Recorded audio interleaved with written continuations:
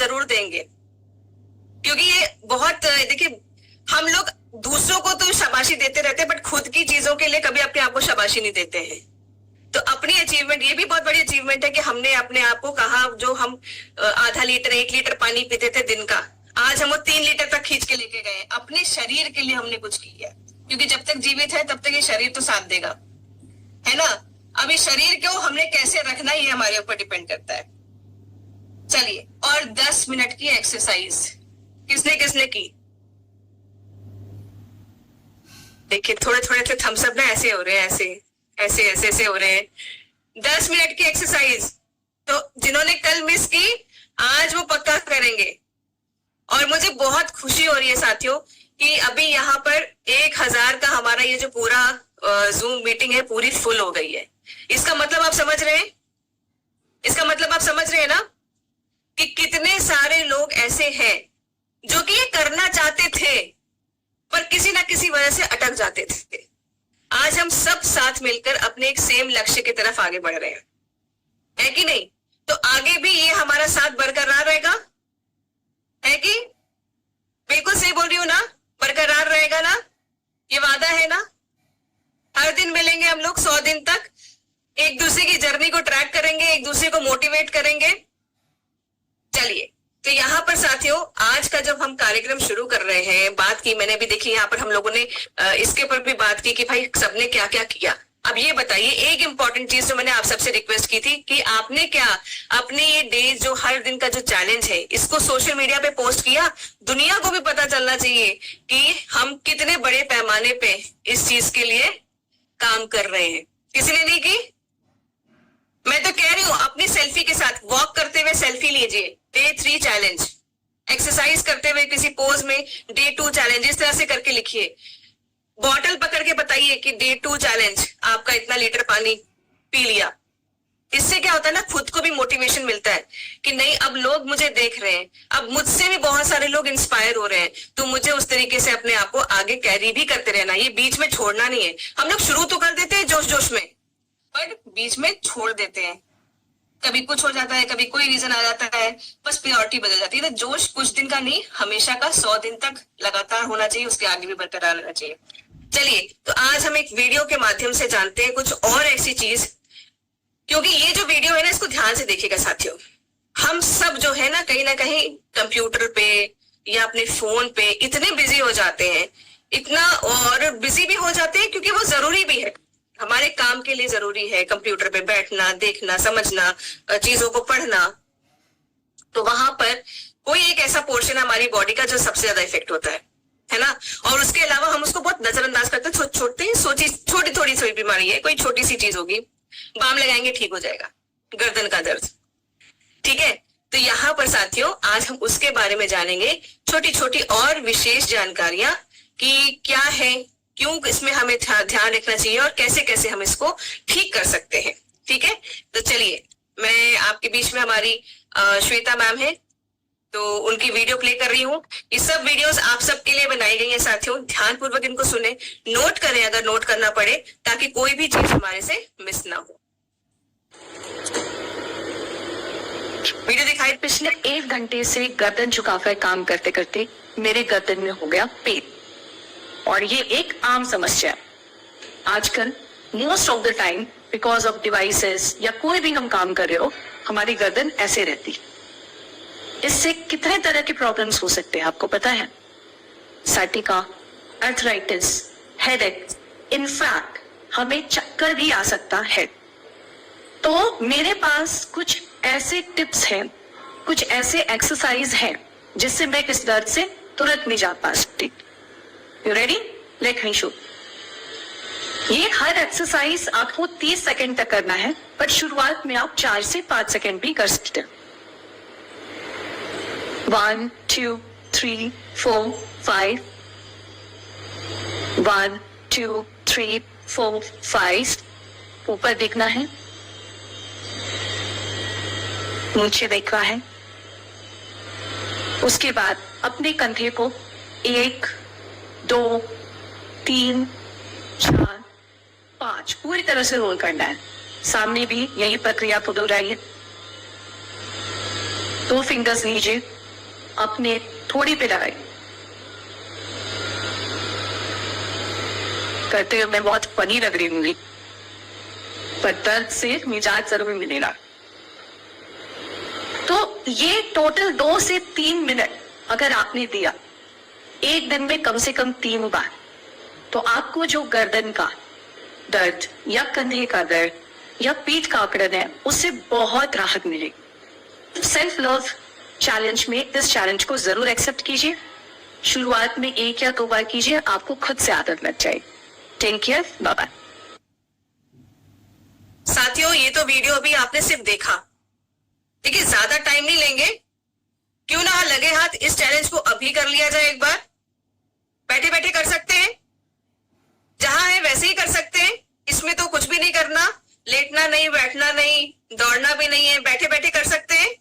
तो चलिए साथ साथ में करेंगे, ठीक है। आम समस्या आजकल most of the time because of devices या कोई भी हम काम कर रहे हो, हमारी गर्दन ऐसे रहती है। इससे कितने तरह के प्रॉब्लम्स हो सकते हैं आपको पता है? साइटिका, अर्थराइटिस, हेडेक, इनफैक्ट हमें चक्कर भी आ सकता है। तो मेरे पास कुछ ऐसे टिप्स हैं, कुछ ऐसे एक्सरसाइज हैं जिससे मैं इस दर्द से तुरंत निजात पा सकती। You ready? Let me show. ये हर एक्सरसाइज आपको 30 सेकंड तक करना है, बट शुरुआत में आप 4 से 5 सेकंड भी कर सकते हैं।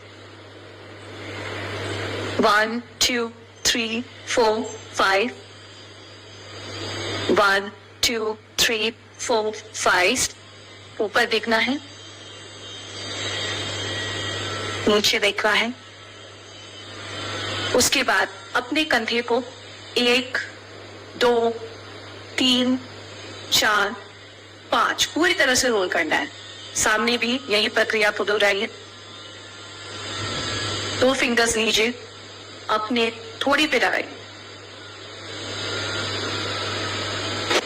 करते हुए मैं बहुत फनी लग रही हूँ, पर दर्द से मिजाज जरूर मिलेगा। तो ये टोटल 2 से 3 मिनट अगर आपने दिया एक दिन में कम से कम 3 बार, तो आपको जो गर्दन का दर्द या कंधे का दर्द या पीठ का अकड़न है उससे बहुत राहत मिलेगी। सेल्फ लव चैलेंज में इस चैलेंज को जरूर एक्सेप्ट कीजिए। शुरुआत में 1 या 2 बार कीजिए, आपको खुद से आदत लग जाएगी। Take care, bye bye. तो आज हमने एक बार तो कर लिया, बाकी के 2 से 3 बार खुद करने की जिम्मेदारी लेते हैं। चलिए, तो ज्यादा टाइम ना गंवाते हुए अब हमारे बीच में हमारी श्वेता जी को बुलाती हूँ, श्वेता मैम को बुलाती हूँ, जिनको आप सब बहुत बार मिल चुके होंगे, सुन चुके होंगे, और जो नहीं मिले हैं शायद आज वो फिर से रूबरू हो जाएंगे। ठीक है, तो मैं हमारे बीच में श्वेता जी को बुलाना चाहती हूँ। जोरदार तालियों के साथ प्लीज उनको वेलकम करिए। Thank you so much Savita, और जय आरसीएम, जय कीसोल। दोस्तों, मजा आया एक्सरसाइज करने में? अभी 100 दिन तक इसको सीखना है हम लोग। कीसोल का ऐसे भी ये मोटिव है कि आपको 100 दिन के बाद एक नया रूप में आप इस चैलेंज से बाहर निकले। तो हर दिन तो ऐसे हम लोग मिलते ही रहेंगे। अब आज जिस टॉपिक को हम लोग लेकर आए हैं, जिसपे हमारी बात होने वाली है, डिस्कशन होने वाली है, वो है बैलेंस डाइट। मैं अपना स्क्रीन शेयर करती हूँ Savita ji.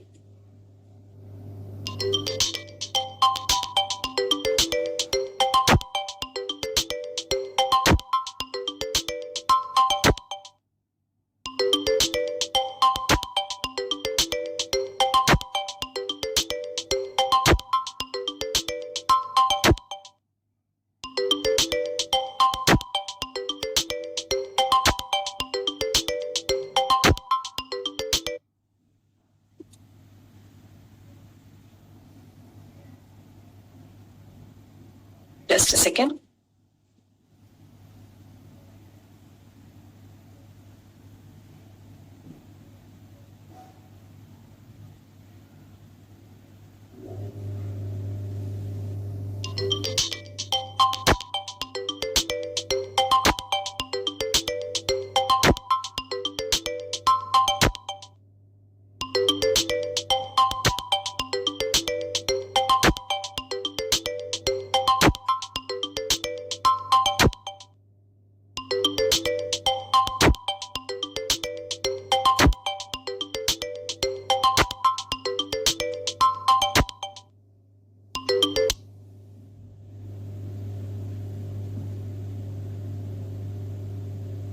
Sorry about that.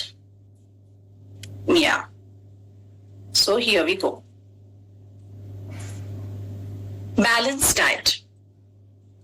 मैं आज का सेशन एक स्टेटमेंट के साथ शुरू करना चाहूंगी.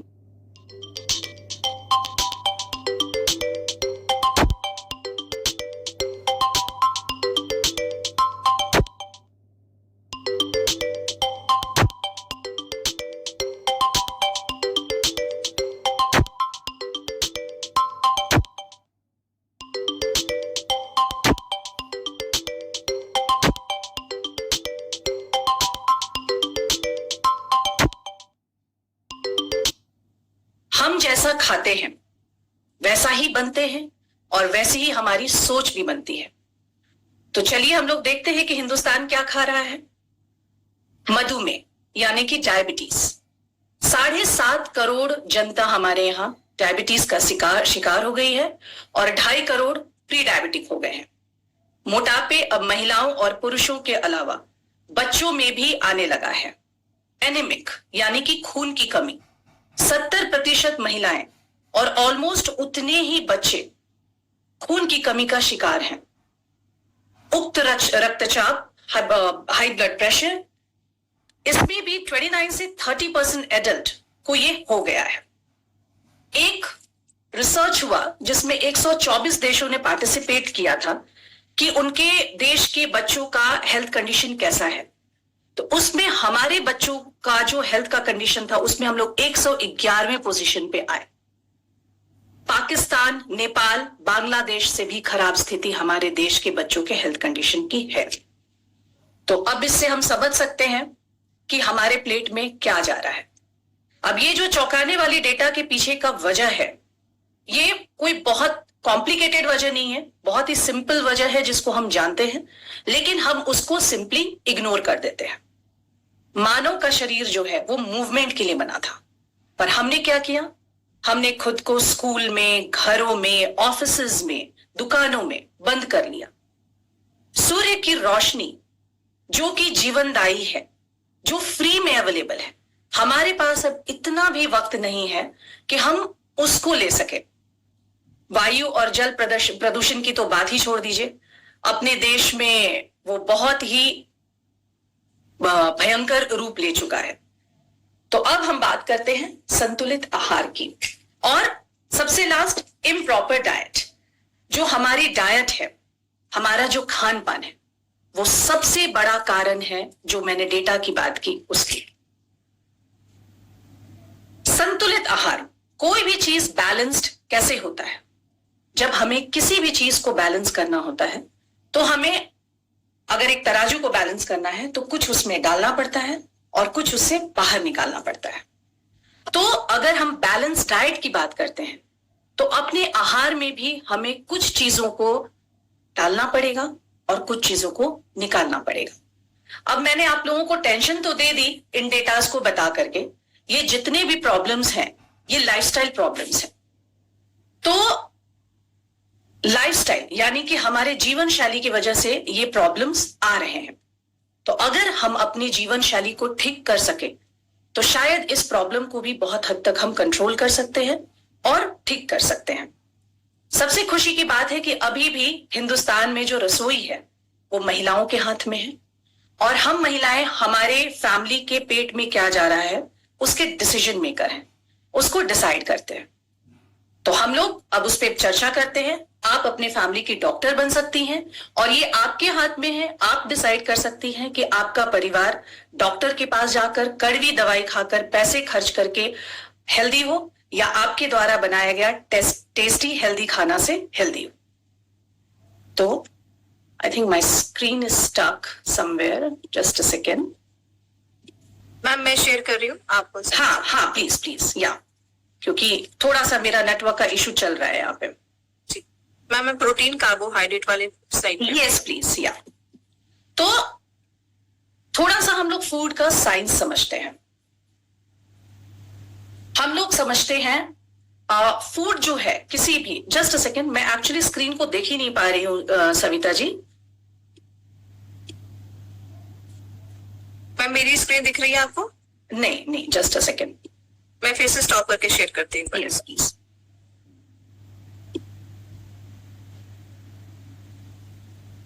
Now is it visible? Yes, it is visible now. Very much. Okay.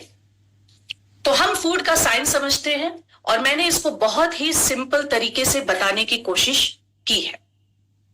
हमारा जो खाना है वो हमारे जो बॉडी को जो भी न्यूट्रिएंट्स मिलता है, जो खाना है वो दो तरह के न्यूट्रिएंट्स है हमारे बॉडी को पोषक मिलता है। एक तो मैक्रो न्यूट्रिएंट है और दूसरा है माइक्रो न्यूट्रिएंट। सविता जी आप बहुत आगे चले गए हैं। हाँ, अभी आप उसी स्लाइड पे रहिए, प्रोटीन कार्ब्स वाले स्लाइड पे, इसके बाद वाले स्लाइड पे। यस, तो जो दो पोषक तत्व की हमारे शरीर को जरूरत होती है वो है मैक्रो न्यूट्रिएंट और माइक्रो न्यूट्रिएंट। मैक्रो न्यूट्रिएंट जो होता है उसकी मात्रा हमारे शरीर को ज्यादा चाहिए और मैक्रो न्यूट्रिएंट मिलता है हमें कार्बोहाइड्रेट, प्रोटीन और फैट में। अब थोड़ा सा समझते हैं इन सबसे हमें क्या होता है। अगर हम कार्बोहाइड्रेट खाते हैं उससे हमें एनर्जी मिलती है। कार्बोहाइड्रेट आपको चावल, दाल, फलों, सब्जियों, सब चीज में अवेलेबल है। फैट की बात करें तो तेल, घी, नट्स जो ड्राई फ्रूट्स हम खाते हैं उसमें, सीड्स और जितने भी डेयरी प्रोडक्ट्स हैं उसमें आपको फैट मिलता है। फैट भी हमें एनर्जी देता है पर उसके साथ साथ हमारे ऑर्गन्स की भी रक्षा करता है। अब हम बात करते हैं प्रोटीन की। प्रोटीन हमें पनीर में, टोफू में, सीड्स में, दही में, दालों में, नॉन वेज में भी, लेकिन हम लोग उसके बारे में बात नहीं करना चाहेंगे। सोया चंक्स, ये बहुत सारे वेजिटेरियन ऑप्शंस भी अवेलेबल हैं जिसमें प्रोटीन मिलता है। प्रोटीन हमारे टिश्यूज को रिपेयर करता है। हमारे अंदर हमारा मूड, हमारा बॉडी बहुत हद तक हार्मोन्स के ऊपर डिपेंड करता है, तो प्रोटीन हमारे बॉडी में गुड हार्मोन्स को बनाता है और उसके साथ साथ हमारे मसल्स को भी बिल्डअप करने में प्रोटीन बहुत मदद करता है। अब जब हम बात करते हैं सिर्फ खूबसूरती की नहीं, अगर मसल्स बिल्डअप की हम बात कर रहे हैं तो मैं थोड़ा सा इस पे चर्चा करना चाहूंगी। मसल्स की जरूरत हमें, अच्छे मसल्स की जरूरत, स्ट्रॉन्ग मसल्स की जरूरत हमें बुढ़ापे में बहुत ज्यादा पड़ती है, क्योंकि हमने अक्सर सुना है कि किसी भी घर में कोई बुजुर्ग फिसल करके गिर गया, उसका बहुत बड़ा कारण है कि उनके बॉडी में संतुलन, स्टेबिलिटी सही नहीं था। इसलिए मसल्स बिल्डअप करने पे हमें बहुत फोकस करनी चाहिए। अब मैं बात करती हूं माइक्रो न्यूट्रिएंट की। ये उस तरह के पोषण है, पोषक तत्व है जिनकी मात्रा शरीर को कम लगती है लेकिन इनकी बहुत ज्यादा आवश्यकता हमारे शरीर को है, और ये है विटामिन और मिनरल्स। मिनरल्स जैसे आपको दांत, बोन्स, इनके हेल्थ के लिए मिनरल्स की बहुत आवश्यकता होती है, जो अगेन आपको दूध में, फलों में बहुत अच्छे से अवेलेबल है।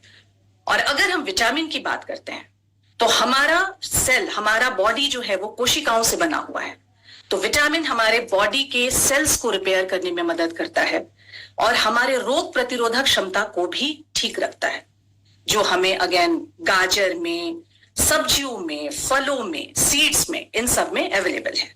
Savita ji next slide please. अब हम बात करते हैं फाइबर की।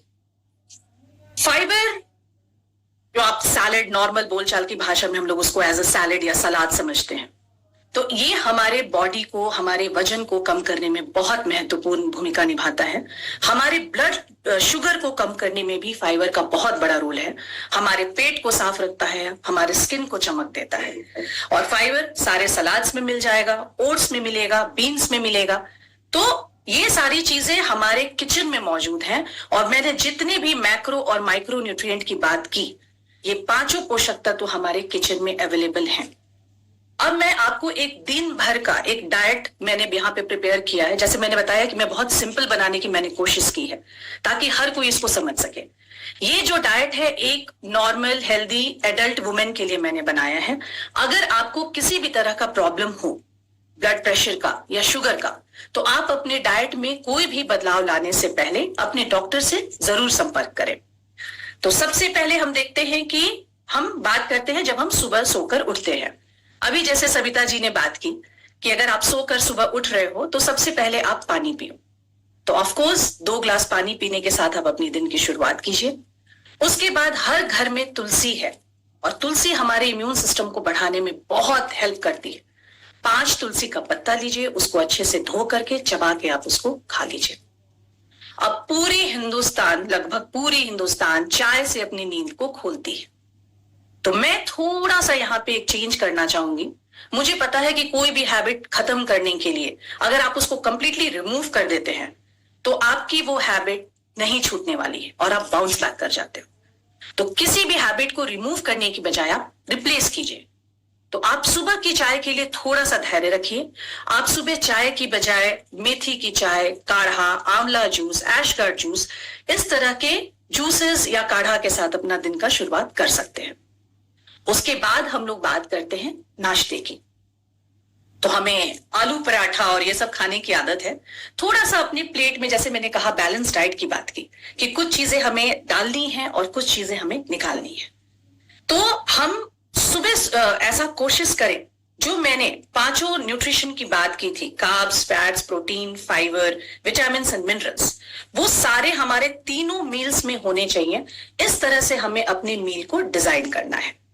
तो मैंने जैसे सुबह में मेरे यहाँ जो बनता है या मुझे मेरे डाइटिशियन ने जो बताया था उसका एग्जाम्पल मैंने यहाँ पे दिया है। तो मैं मूंग का चीला, बेसन का चीला, मड़ुआ जिसको रागी भी बोलते हैं, उसका रोटी या उसका डोसा, ये बनाकर आप खा सकते हो। क्वांटिटी, मात्रा के ऊपर बहुत ज्यादा ध्यान रखना है। ये मैं बार बार हर भोजन में जब भी मैं आपको बताऊंगी उसमें ये चीज को दोहराऊंगी। तो अगर आप थोड़ा वेट को लूज करना चाहते हैं, फिट होना चाहते हैं, तो 30 ग्राम तकरीबन एक छोटे कटोरे से, बिना कुक किया हुआ, अनकुक्ड, कच्चा, उतना आटा आप उसको मेजर कीजिए और उससे बनाइए। आपको एक तवा भर के, बड़ा तवा, एक बड़ा सा चीला या रोटी बन करके आएगा। अगर आप पुरुष हो तो आप इस क्वांटिटी को दुगना कर सकते हैं। तो मेरे प्लेट में है मूंग का चीला, कोई भी घर की बनाई हुई धनिया या पुदीना की फ्रेश चटनी, उसके साथ आधा चम्मच मैं सीड्स लूंगी। तीसी का बीज हो गया, पपीता का बीज हो गया, सनफ्लावर बीज हो गया, ये सबको मिक्स करके भून करके एक टाइट जार में रख लीजिए और सिर्फ आधा चम्मच ही आप उसको खाइए। मैंने यहाँ पे स्किप किया ड्राई फ्रूट्स को। तो जब आप तुलसी खाते हो उसके बाद आपको ड्राई फ्रूट्स खाना है, जो रात में भिगा हुआ होना चाहिए। वो बहुत जरूरी है कि आप रात को याद करके उसको भिगाइए। और वो ड्राई फ्रूट्स भी उठा के और कितना भी खा लिए बिकॉज वो अच्छा है, ऐसा नहीं करना है। आपको मात्रा का ध्यान रखना है। तो आप 4 से 5 आलमंड्स यानी कि बादाम ले सकते हैं, 2 अखरोट ले सकते हैं, and that's more than enough. वो आपको गुड फैट और आपको फाइबर, आपको विटामिन्स, मिनरल्स, ये सब देगा। उससे ज्यादा मात्रा में आपको वो नहीं लेना है। अगर महिलाओं में जिनमें खून की कमी है या बच्चों में, तो आप 5 मुनक्का भी भिगो के पानी पी करके बाद में मुनक्का को चबा चबा कर खा सकते हैं। बट अगर आप शुगर के पेशेंट हो तो इस चीज को आप अवॉइड करो।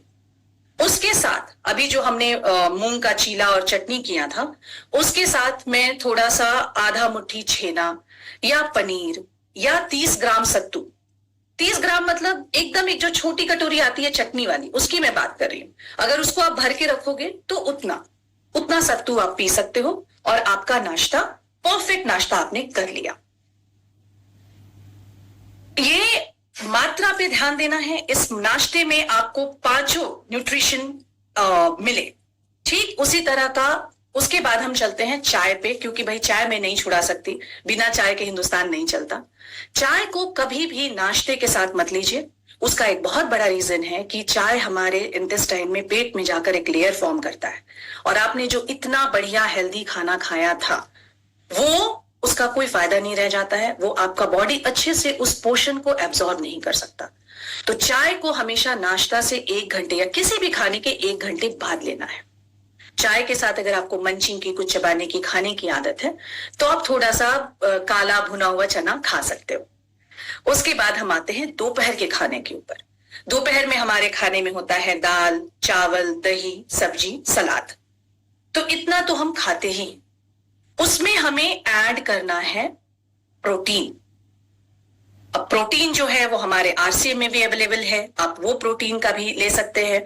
उसके साथ आप थोड़ा सा एडिशनल पनीर या सोया चंक, ये सब मार्केट में इजली अवेलेबल है, आप उसको अपने डाइट में शामिल कर सकते हैं। मात्रा पे फिर से फोकस करना है।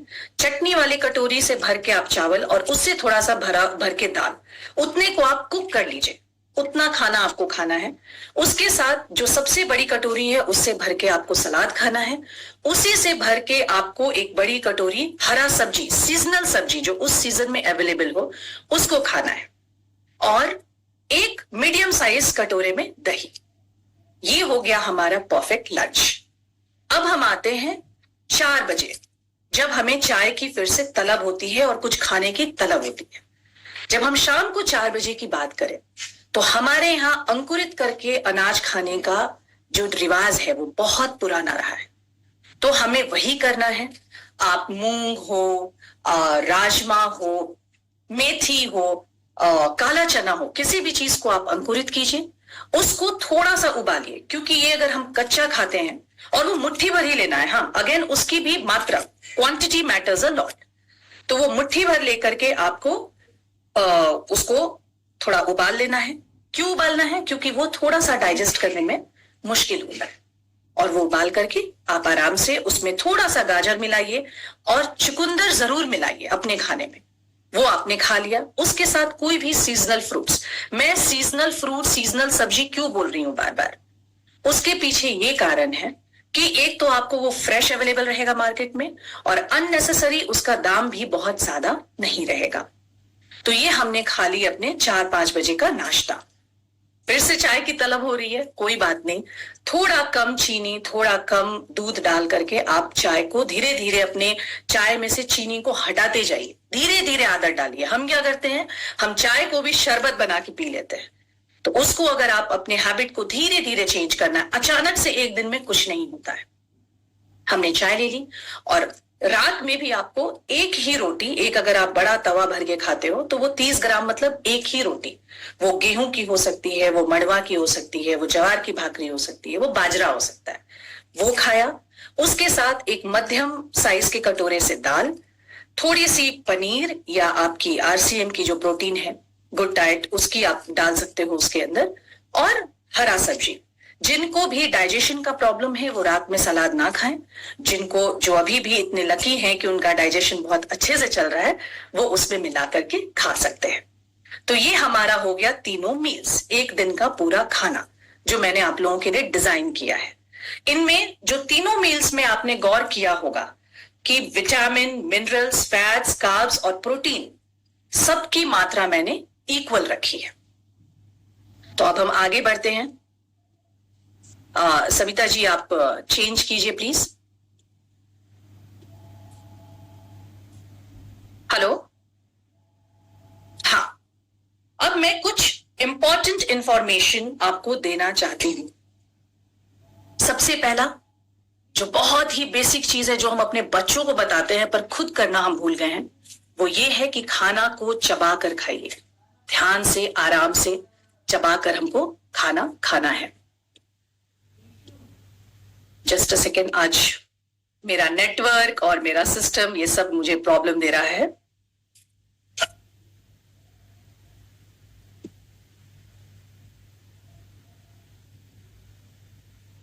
मेरी स्क्रीन विजिबल है? हाँ, अभी है। ओके, वो एक्चुअली थोड़ा सा नेटवर्क का इशू है मेरे तरफ, but it's okay, I will manage. अब हर दिन एक फिक्स टाइम रखें खाना खाने का। कोशिश करें कि जो भी आपका तीनों मील्स है वो आप एक ही टाइम पे खाएं। एक साथ पूरा परिवार एक खाना, एक मील जरूर एक साथ खाएं। बहुत आराम से बात करते हुए आपस में साफ सुथरा वातावरण में खाएं। टीवी ना चलाएं। कोशिश करें कि कोई भी ऐसी बात जिससे आप में टेंशन, झगड़ा या एंजाइटी हो, उस तरह के बात को आप कंप्लीटली अवॉइड कर दें। उसके बाद आप जो भी फूड खरीदें उसका आप लेबल जरूर पढ़ें। क्यों, मैं ऐसा क्यों कह रही हूं? क्योंकि आपको उससे पता चलेगा कि ये बाजार में हम लोगों को कितना बेवकूफ बना रहा है जो मार्केटिंग कंपनी है। 6 से 8 घंटे की नींद आपको लेनी है, और खाने के बीच में पानी को नहीं पीना है। मैंने आपको पहले भी कहा, पानी पीना बहुत जरूरी है, लेकिन पानी पीने का एक समय होता है। तो आप हमेशा अपने मील्स के हाफ एन आवर से 1 घंटे के बाद अगर पानी पीते हो तो वो आपके बॉडी को बहुत फायदा देता है। अब एक बहुत ही इंपॉर्टेंट इंफॉर्मेशन है, 1.8 ग्राम प्रोटीन प्रति किलोग्राम की आवश्यकता एक एडल्ट को होती है। शायद आप लोगों ने नहीं समझा। सपोज कीजिए अगर किसी का वजन 70 किलो है तो 70 किलो को इंटू 1.8 कीजिए, वो आता है 126 ग्राम। किसी का वजन 50 किलो है, उसको 1.8 से आप गुना कीजिए, वो आता है 90 ग्राम। तो आपका वजन जितना है उससे आप अगर 1.8 को मल्टीप्लाई करते हो और जितना ग्राम आता है उतने ग्राम प्रोटीन की आवश्यकता एक शरीर को एक दिन में है। और ये बच्चों के ऊपर भी लागू होता है। बच्चों को तो ज्यादा इसकी जरूरत है क्योंकि बच्चे ग्रोइंग स्टेज पे हैं। अब ये जो है ये एक स्टैंडर्ड माप है। अगर कोई बहुत ज्यादा जिम में जा रहा है या कोई ऐसा है जो एथलीट है, जो खेल कूद कर रहा है, जिसको बॉडी बहुत ज्यादा एक्टिवली यूज करना पड़ रहा है, उसको 2 से 2.5 ग्राम तक भी वो प्रोटीन बढ़ा सकता है पर केजी अपने बॉडी में। तो ये एक ऐसा इंफॉर्मेशन है जो शायद बहुत लोगों के लिए नया होगा, इसको जरूर आप गौर कीजिएगा। स्क्रीन चेंज कीजिए सविता जी। हाँ, बहुत सारे ऐसी महिलाएं हैं जिनका हीमोग्लोबिन 8 से 9 है या जिनके अंदर बहुत सारे पोषक तत्वों की कमी हो गई है, वो अपना ब्लड टेस्ट कराए हैं, वो अगर वो जो कमी है उसको फूड से तुरंत ठीक नहीं किया जा सकता, तो उसके लिए हमें सप्लीमेंट्स की जरूरत पड़ती है। पर कोई भी सप्लीमेंट को शुरू करने से पहले अपने डॉक्टर से परामर्श जरूर ले लें। एक जो यहाँ पे पॉइंट आप देख रहे हो चावल गेहूं वाली, वो सबसे लास्ट में मैं उस चीज को बताना चाहूंगी। किसी भी तरह की फैट डाइट को करने से बचे, ये शरीर को बहुत ज्यादा नुकसान पहुंचाता है। अब व्हाट इज फैट डाइट? मैं मोटी हो रही हूं, मैं फ्रूट डाइट पे चली जाती हूँ, जीएम डाइट पे, कीटो डाइट पे, भगवान जाने कितने तरह के डाइट बना बनाकर लोगों को बेवकूफ बनाया है इस इंडस्ट्री ने। ये हमारे शरीर को खराब करता है। प्लीज इस तरह के किसी भी डाइट को करने से बचिए। कोई शॉर्टकट नहीं है हेल्थ का दुनिया में। आपने अपने बॉडी को बचपन से लेकर बड़े होने तक जैसे ट्रीट किया है, आपका बॉडी आपको वैसे ट्रीट कर रहा है, इसलिए आपको थोड़ा तो सब्र रखना पड़ेगा। और ये मैंने जो आपको बोला था, प्रत्येक भोजन में आप 5 न्यूट्रिशन को शामिल कीजिए। मैंने आपको कैसे अपना मील्स बताना है, डिजाइन किया है, वो भी बता दिया है।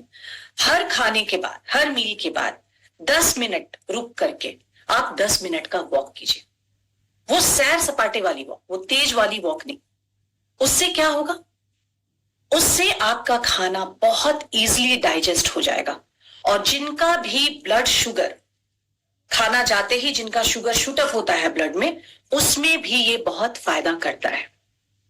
एक और बात जो मैंने बार बार कही है कि आप सब कुछ खा सकते हो, मेरे मील्स में सब कुछ है, लेकिन आपको कितनी मात्रा में लेना है वो चीज के लिए आपको बहुत सतर्क रहना है। और अब एक बहुत बड़ा मिथ जो लोगों को काफी शॉकिंग लगेगा, यहाँ काफी लोगों को उसके बारे में आइडिया नहीं होगा, वो ये है, मैंने बहुत जगह पे सुना है कि मैं डाइट पे हूं, मैंने चावल छोड़ दिया है, मुझे शुगर है, मैंने चावल छोड़ दिया है।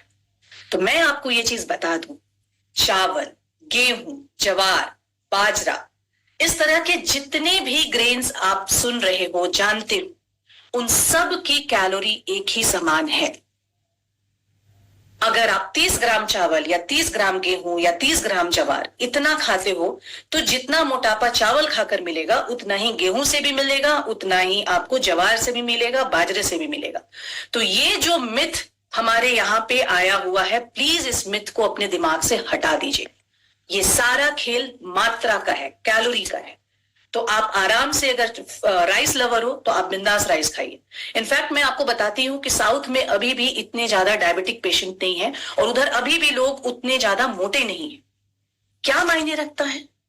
ये जो है, ये जो अनाज है, उसमें मायने रखता है GI, ग्लाइकेमिक इंडेक्स। अब मैं इसको बहुत ही साधारण तरीके से मैं सोच रही थी कि मैं कैसे समझाऊं कि लोगों को समझ में आए। तो ग्लाइकेमिक इंडेक्स एक रैंक है जो हर खाने को दिया जाता है। 1 से लेकर 100 तक का रैंक है जो हर खाने को दिया जाता है कि अगर आप उस पर्टिकुलर खाना को खाते हो तो आपके बॉडी में उसको खाने के बाद आपका जो शुगर है, वो आपका जो ब्लड में जो शुगर का रश है, वो कितना शूट अप होता है। तो अगर किसी भी खाने का रैंक 1 से 55 के बीच में हो, ग्लाइकेमिक इंडेक्स GI, आप इस पे गूगल भी कर सकते हो, एंड प्लीज करो, ये बात हर घर तक पहुंचनी चाहिए। अगर किसी भी खाने का रैंक 1 से 55 है तो वो शुगर पेशेंट्स के लिए सही खाना है। अगर 55 से 100 तक है तो प्लीज आपको वो बहुत संभल कर खाने की जरूरत है। और मैंने कुछ एग्जाम्पल्स आप लोगों के लिए उतारा है ताकि आप बहुत अच्छे से जीआई को समझ सकें। तो सबसे पहले हम हमारे फेवरेट चावल की बात करते हैं। जैसे ही शुगर होता है चावल छोड़ने की बात करते हैं, जैसे ही मोटे होते हैं चावल छोड़ने की बात करते हैं। तो वो मोटापा का तो मैंने आपको समझा दिया कि वो सारा खेल कैलोरी का है। शुगर का अगर हम जीआई देखते हैं तो शुगर का जीआई है 27, सॉरी राइस का जीआई है 27, ग्लाइकेमिक इंडेक्स है 27। पर कैसे चावल की? मैं सफेद चावल की बात नहीं कर रही हूं, मैं बात कर रही हूं ब्राउन राइस की। वो राइस जिसके ऊपर एक हम नेचर देता है एक लेयर हर अनाज के ऊपर, एक उसको बोलते हैं जो राइस के ऊपर आता है सफेद चावल जो आप देखते हो अभी मार्केट में अवेलेबल है चमकता हुआ, वो हमारे लिए बहुत अच्छा नहीं है। अगर हमें ऐसे चावल मिलता है जिसमें ब्रांड स्टिल अवेलेबल हो वो ब्राउन, तो अगर आप वैसा चावल खाते हो उसका ग्लाइकेमिक इंडेक्स 27। अगर हम होल व्हीट की बात करें कि नहीं मैं चावल छोड़कर अब रोटी खाऊंगी मुझे शुगर हो गया, तो आपको जानकर ये शॉक्ड हो जाओगे कि उसका जीआई है 71। मैंने क्या कहा था? 55 से 100 के बीच में जिस भी खाने का जीआई आता है वो शुगर पेशेंट्स के लिए बहुत अच्छा खाना नहीं। तो अगर आपने चावल से रोटी को रिप्लेस करके ये सोच लिया है कि आप शुगर को कंट्रोल में करोगे तो ये बहुत बड़ा मिथ है। आपको क्या करना है, आपको जो भी खाना है आप बिंदास खाइए। आप गूगल पे जाइए, उस खाने का नाम लिखिए और गूगल से पूछिए कि उसका ग्लाइकेमिक इंडेक्स कितना है। आम छुड़ा दिया है डॉक्टर्स ने यार, मैंगो का जीआई है सिर्फ 56। अच्छे ठीक ठाक मात्रा में आप खा सकते हो, टूट नहीं पड़ना है, सारा खेल मात्रा का है। तो मैं जीआई के ऊपर बहुत अच्छे से बात करना चाह रही थी और मैं ऐसा आशा करती हूं कि शायद आप लोगों को जीआई समझ में आ गया होगा। ग्लाइकेमिक इंडेक्स ये वर्ड अपने दिमाग में फिट कर लीजिए। अब मैंने जल्दी हमारे पास समय की कमी है, मैंने कुछ ऐसे लिस्ट बनाए हैं बिकॉज मैंने कहा है कि अगर किसी भी हैबिट को ठीक करना है तो चीजों को रिप्लेस करना है, रिमूव नहीं, हटाना नहीं है, उसको बदल देना है। सबसे बड़ा आज के डेट में जो कल्प्रिट है हमारे देश में वो है पाम ऑयल, PALM ऑयल। इस चीज को अपने दिमाग में डालिए, लेबल्स पढ़ने की आदत डालिए और देखिए कि हमारे देश को, हमारे देश के बच्चों को क्या खिला रही है बड़े बड़े कंपनीज। तो किसी भी फूड में अगर पाम ऑयल है उस फूड को उठा के अपने घर से बाहर फेंक दीजिए। आप उसके जगह यूज कीजिए राइस ब्रैन ऑयल जो हमारे RCM बनाता है, सरसों का तेल, नारियल का तेल, ये सब हमारे फूड के लिए बहुत अच्छा है। आप कोल्ड ड्रिंक के बजाय जो है वो छाछ, नींबू पानी, लस्सी जो हमारी ट्रेडिशनल ड्रिंक्स थी उसको पी सकते हैं। उसको स्वादिष्ट बनाने में आप अपना दिमाग लगाइए। चॉकलेट के बजाय हम खजूर खा लिए, अंजीर खा लिया, मीठा फल खा लिया। अगर मीठे की बहुत तलब है जैसे मुझे है, मुझे हर मील्स के साथ मीठा चाहिए और मैं थोड़ा सा मेरे गांव से मैं लकी हूं कि अभी भी गांव से जुड़ी हुई हूँ। गुड़ आता है, मैं इतने छोटे क्वांटिटी में वो खा लेती हूँ। गुड़ में जिंक है, अगर केमिकल रहित आपको गुड़ मिलता है उसमें आयरन है, आप वो खा लीजिए। तले हुए नाश्ते के बजाय आप गुड़ और चना खा सकते हैं, अंकुरित मूंग खा सकते हैं। हम लोग शाम को भुंजा खाते थे अगर आपको याद हो, हमारी दादी परदादी, तो हम वो कर सकते हैं। सविता जी एक स्लाइड आप पीछे जाइए, हमने कुछ स्किप किया है। हाँ, तो मैंने कहा था सफेद चावल के बजाय हम ब्राउन राइस खा सकते हैं। चीनी, सफेद चीनी हमारे लिए बहुत बड़ा पॉइजन है, ये हम लोगों को पॉइजन कर रहा है। आप उसके बजाय कोशिश करें कि इसको कम ही मात्रा में लें और अगर लेना भी है तो गुड़ या खजूर का पाउडर है वो आप खा सकते हैं। सफेद नमक को बहुत ध्यान से यूज कीजिए, उसकी बजाय आप सेंधा नमक खाइए। पर आपको लेवल जरूर पढ़ना है, जो भी आप नमक ले रहे हैं उसमें आयोडीन जरूर होनी चाहिए, क्योंकि आयोडीन बहुत कम ही सही हमारे शरीर को उसकी बहुत जरूरत होती है, कम मात्रा में ही सही। मैदा प्लीज अपने यहाँ अभी तुरंत जाइए और डस्टबिन में फेंक दीजिए। उसके जगह जो मोटा अनाज है, ज्वार है, बाजरा है, रागी है, राजगीरा है, आप उसको यूज कर सकते हैं। और सुबह की चाय, मैं चाय की दुश्मन नहीं हूं, मैं खुद चाय लवर हूं, तो सुबह की चाय की बजाय आप जैसा मैंने बताया था आप काढ़ा यूज कर सकते हैं, मेथी की चाय यूज कर सकते हैं और बाद में जब आपने एक अच्छा खाना खा लिया तो एक सिप आप चाय की बाद में बैठ के ले सकते हो, क्योंकि चाय पे चर्चा तो जरूरी है। तो ये मैंने कंप्लीट आप लोगों के लिए एक डाइट प्लान के साथ ही लाने की कोशिश की है और मैं खुद को लकी मानती हूं कि मुझे इतने लोगों को ये बताने का मुझे ये ऐसा मौका मिला। मैं चाहती हूं कि आप भी इस इंफॉर्मेशन को अपने फैमिली, अपने फ्रेंड्स सबके साथ शेयर करें। और मैं अपनी वाणी को विराम देना चाहती हूं एक क्वेश्चन आपसे पूछकर। हम as a parents, as a माँ बाप दिन रात मेहनत कर रहे हैं कि हम अपने बच्चों को एक अच्छी जिंदगी दें, बढ़िया धन प्रॉपर्टी जब हम जाए तो हम अपने बच्चों को दे करके जाए। पर मैं आपसे एक सवाल करना चाहती हूँ, क्या आप अपने बच्चों को एक हेल्दी स्वस्थ पेरेंट्स दे सकते हो? मेरे इस सवाल पे आप जरूर गौर कीजिएगा। And now over to you Savita जी।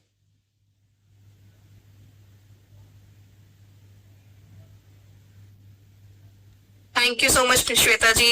मुझे लगता है कि आज जो कुछ हम लोगों ने जाना, सुना, सीखा वो बहुत जरूरी था। अच्छा, मेरे लिए तो बहुत फायदे वाली बात थी क्योंकि मेरे को चावल छोड़ने के लिए बहुत बोला जाता है और मैं चावल प्रेमी हूँ। मतलब चावल मुझे चाहिए चाहिए ऐसी वाली फीलिंग है। मैं सब कुछ छोड़ सकती हूँ, शायद चावल नहीं छोड़ सकती हूँ। तो बट अब ये समझ में आया कि चावल आपको लिमिटेड क्वांटिटी में खाना है। कोई भी चीज अगर आप एक सही पोर्शन में खाते हैं तो वो आपके लिए फायदेमंद ही रहती है, नुकसान नहीं करती है। तो thank you so much Shweta ji. ये मुझे लगता है कि सब लोगों ने नोट डाउन किया।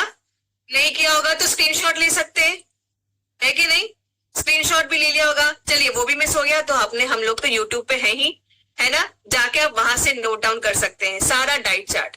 और इसी हिसाब से हम अपने जो है खाने को थोड़ा सा धीरे धीरे करके अपने अंदर चेंजेस लाते हैं, किचन में चेंजेस लाते हैं। क्योंकि ये ना ही सिर्फ हमारे लिए, ये हमारे पूरे परिवार, हमारे बच्चों के लिए जरूरी है। क्योंकि आने वाली पीढ़ी हेल्दी होनी चाहिए। देखिए, बच्चे जब बीमार पड़ते हैं तो कितना ज्यादा तकलीफ होती है। वो शायद एक माँ के अलावा या बाप के अलावा कोई उसको शायद महसूस नहीं कर सकता है। तो बच्चों की हेल्थ का ध्यान रखना बहुत जरूरी है। साथ ही साथ यहाँ पर एक जो चीज मैम ने फोकस की कि पाम ऑयल। मैं साथियों आपको एक चीज बताना चाहती हूँ। आप बाजार में जाएं, आप चाहे तो ब्रेड उठाएं, चाहे आप किसी भी नमकीन का पैकेट उठाएं, आप बिस्किट का पैकेट उठाएं, आप चॉकलेट उठाएं, आप सबके पीछे जब लेबल देखेंगे, इनफैक्ट आइसक्रीम जो हम बहुत मजे से लेते हैं और बच्चों को भी खिलाते हैं, आप वो भी उठाएं, सब में पाम ऑयल है। सब चीजों के अंदर, हर बिस्किट के पैकेट के पीछे आप देखिए आपको पाम ऑयल मिलेगा। बेकरी का जो केक बन के आता है, पैकेट्स में मिलता है, वो भी पाम ऑयल होता है। तो ये हर एक चीज जब भी आप खरीद रहे हैं, आप अपने बच्चों के लिए ला रहे हैं, इनफैक्ट किसी को मिलने जा रहे हैं, उनके बच्चों के लिए लेके जा रहे हैं, तो देखिए कहीं अनजाने में जहर तो नहीं दे रहे हैं। क्योंकि ये पाम ऑयल साथियों बहुत नुकसान करता है, बहुत बहुत नुकसान करता है। ठीक है,